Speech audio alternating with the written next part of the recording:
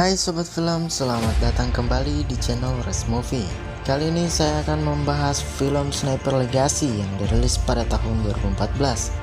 Film ini merupakan serial lanjutan dari film sebelumnya, yakni Sniper Reload.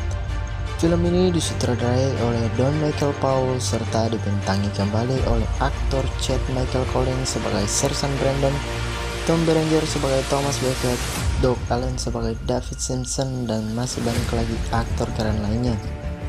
Film ini mengisahkan tentang Sersan Brandon yang memburu seorang pembunuh para pemimpin militer yang akan membunuh ayahnya. Namun ia menyadari bahwa dia hanya digunakan sebagai umpan untuk melacak si pembunuh. Mampukah dia menemukan pembunuh tersebut? Daripada penasaran dan tanpa banyak bacot, langsung saja kita masuk ke dalam videonya.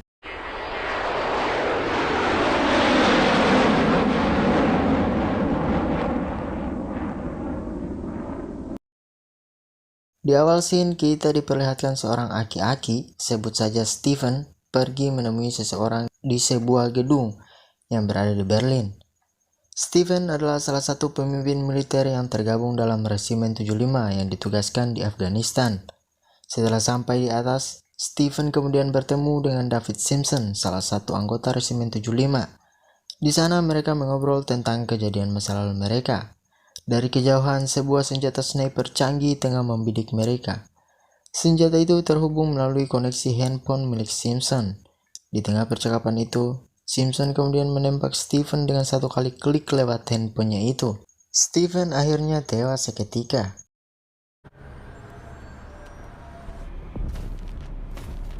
Scene kemudian berpindah di suatu tempat di 3 km selatan Turki. Di sana sudah ada dua orang penembak jitu, Sersan Brandon dan Kopral Malik. Mereka sedang memantau pergerakan sekelompok para pengungsi.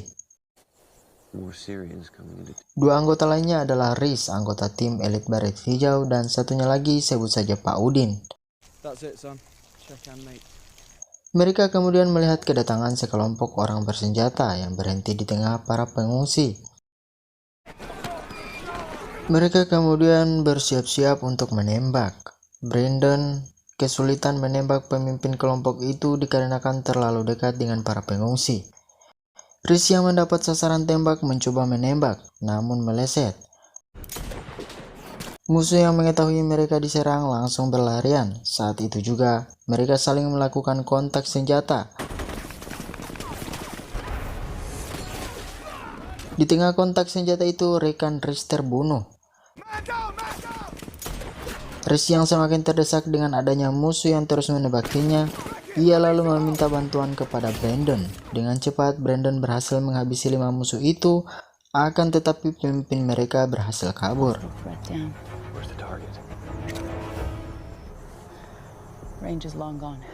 Kegagalan misi itu membuat Brandon kecewa. Dengan mengumpulkan 5 butir pelor, mereka kembali ke pangkalan. Sesampainya di sana, ia lalu memberikan laporan pada atasannya yang bernama Mayor Bidwell. Brandon yang kesal dengan misi itu memutuskan untuk berhenti menjalani misi di pangkalan itu. Dengan tegas, Bidwell tak menyetujui itu dikarenakan Brandon sangat berbakat. Scene kemudian berpindah di Pulau Santorini, Yunani. Mayor Bidwell tengah menunggu seseorang di pelabuhan. Seseorang itu sebut saja Kolonel Asep. Mereka kemudian mengobrol tentang pembunuhan 3 pemimpin militer, diantaranya ayah Brandon. Kolonel Asep kemudian menyerahkan urusan itu kepada Bidwell. Scene berpindah di sebuah bar. Di sana ada Brandon dan Kopral Malik. Mereka tengah mengobrol kepindahan Brandon. Tak berselang lama, Riz yang tengah mabuk mengajak Brandon untuk berkelahi. Tanpa pikir panjang, Brandon menerima hal itu. Akhirnya mereka berdua terlibat perkelahian. Perkelahian itu akhirnya dimenangkan Brandon. Esok harinya, Brandon dibangunkan Bidwell. Mereka kemudian mengobrol. Bidwell mengatakan bahwa ayah Brandon telah dibunuh. Oleh sebab itu, Bidwell menyiapkan tim untuk memburu pembunuh itu tanpa kehadiran Brandon.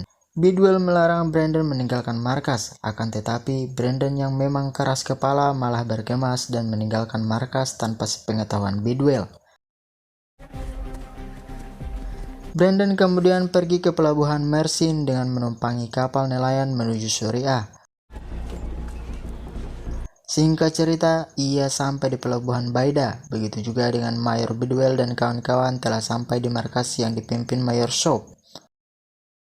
Di sana, Mayor Bidwell bergabung dengan pasukan Mayor Soap demi menemukan Simpson. Mayor Soap adalah salah seorang pemimpin militer yang menjadi target Simpson. Oleh karena itu, tujuan utama misi mereka menumpaskan narkoba dan memburu Simpson. Setelah memberikan arahan kepada tim, mereka langsung berangkat ke TKP. Di tengah perjalanan, Brandon dihadang oleh 2 orang polisi. Di sana, Brandon terlibat perkelahian. Setelah menghajar polisi itu, Brandon langsung pergi dari tempat itu. Di tempat lain, Mayor Bidwell dan Kopral Malik sedang bersiap-siap.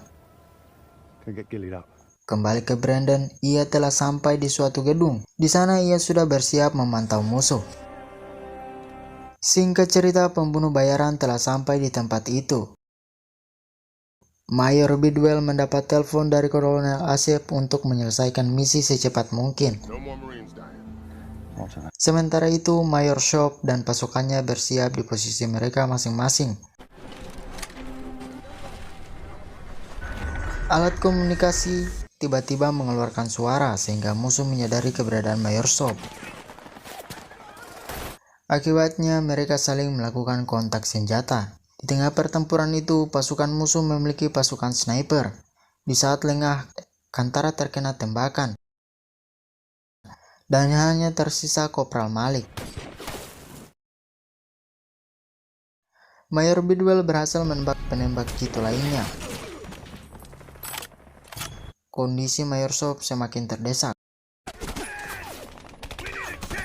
Kopral Malik berhasil menembak penembak jitu wanita itu.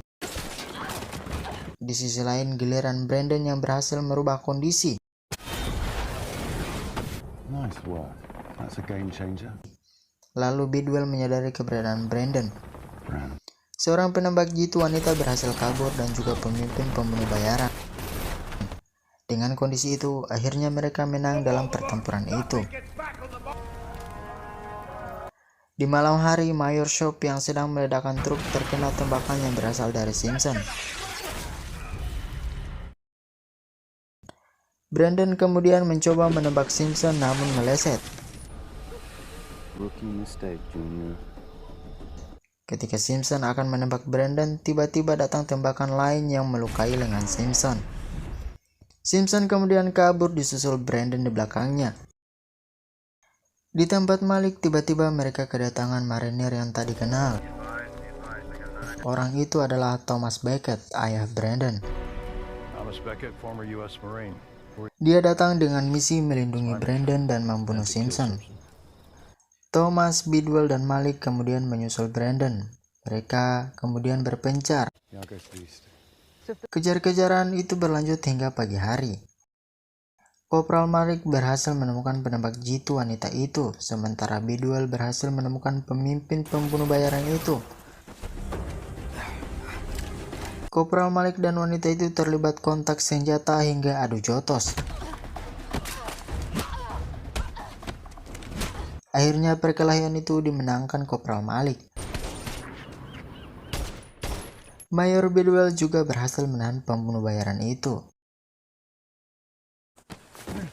Di sisi lain, Brandon berhasil menemukan Simpson. Karena kelamaan mengeksekusi, Brandon hampir saja tertembak oleh Simpson. Mereka kemudian kontak senjata hingga akhirnya Brandon bisa dilumpuhkan Simpson. Scene berpindah pada saat Mayor Bidwell mencari informasi kepada pembunuh bayaran itu. Kembali ke Brandon yang baru terbangun dan melihat bahwa Simpson sudah tidak ada. Ia terkejut dengan kedatangan ayahnya. Dad? Hello, son. Mereka kemudian melanjutkan perjalanan dan kemudian berkumpul. Bidwell mengatakan bahwa pembunuh bayaran itu tak memiliki hubungan dengan Simpson. Mereka kemudian akan pergi ke Santorini. Di perjalanan mereka menaiki mobil Reese dan dilanjutkan di kapal pesiar. Di sana mereka menyiapkan segala sesuatu yang diperlukan. Get on that. Di pagi hari, Brandon mencoba mengobrol dengan ayahnya. That's a bad habit. It is if they're expensive. Lalu Brandon diberikan senjata sniper milik ayahnya itu. Singkat cerita, mereka sampai di Pulau Santorini. Mereka kemudian berbagi posisi. Thomas menuju kediaman Kolonel Asep, sementara Brandon, Malik, Chris, dan Mayor Bidwell berpencar di posisi masing-masing. Setelah sampai di kediaman Kolonel Asep, mereka kemudian mengobrol. Di tengah obrolan itu, sebuah tembakan mengenai Kolonel Asep. Tembakan itu berasal dari Simpson. Simpson berhasil kabur dari tempat itu disusul Brandon dan yang lainnya. Reese kemudian ditodong oleh Simpson dan akhirnya tewas ditembak. Simpson kemudian mengaktifkan handphone dan menghidupkan koneksi ke senjatanya. Brandon kemudian datang dan menyuruh Simpson agar menyerah. Di belakang mereka, Thomas menyusul dan mengambil alat komunikasi Reese. Simpson mulai mengoperasikan senjatanya yang hampir mengenai Brandon. Mereka kemudian adu jotos. Brandon berhasil menjatuhkan Simpson. Kemudian Simpson mengambil pistol sementara Brandon mengambil handphone Simpson. Pada saat membidik, tembakan Brandon tak mengenai Simpson hingga akhirnya Brandon menyerah dan membuang handphone tersebut. Ketika Simpson akan menembak Brandon, datang Thomas yang mengambil alih senjata sniper, kemudian menembak lengan Simpson hingga terputus. Dan tembakan kedua mengenai kepala Simpson hingga pecah sekaligus membuatnya tewas.